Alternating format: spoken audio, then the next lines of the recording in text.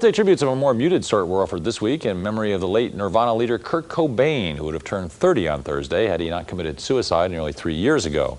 It's unlikely that anyone needs reminding why Cobain's death was such a loss to music. Nirvana's records are an eloquent testament. Here then, from our own archives, are some of our favorite moments with the man himself.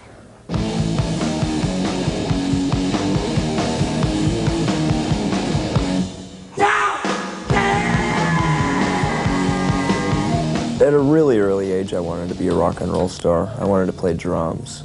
You know, ever since I got my first Beatles record, I wanted to play drums in a band.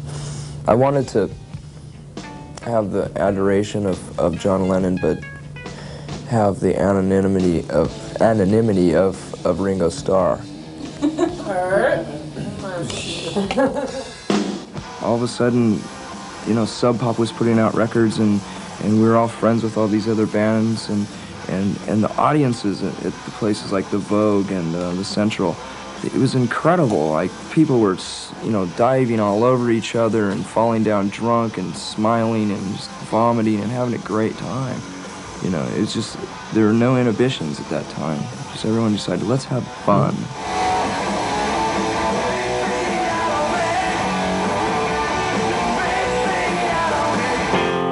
I don't really like to think of us as just strictly one of those kind of bands who used to be punk rock and then went to a commercial option just for you know, financial reasons or to be played on the radio. It was something that we sincerely wanted to do. We really liked the stuff that we were trying to do at the time. We're classic rock already. Yeah.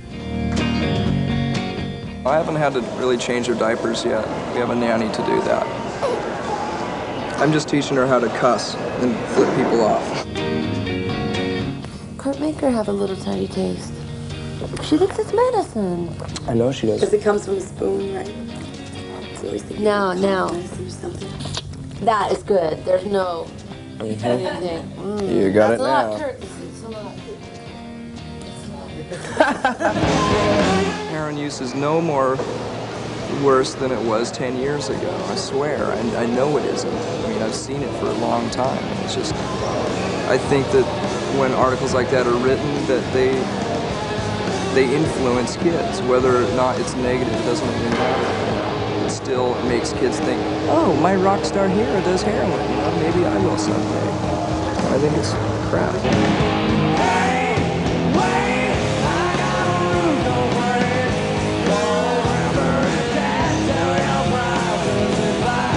Since I haven't had a stomach problem and I've had a child and I'm married now, you know, I mean, I'm sure I'm a lot easier to deal with, you know. I'm not as grumpy as I used to be.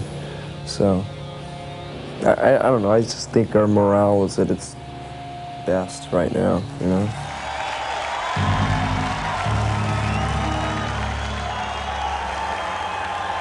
You can see more of Kurt Cobain and Nirvana from the Wayback Machine on the MTV News Online webpage, featuring concert clips and an extended interview from the 1993 In Utero tour.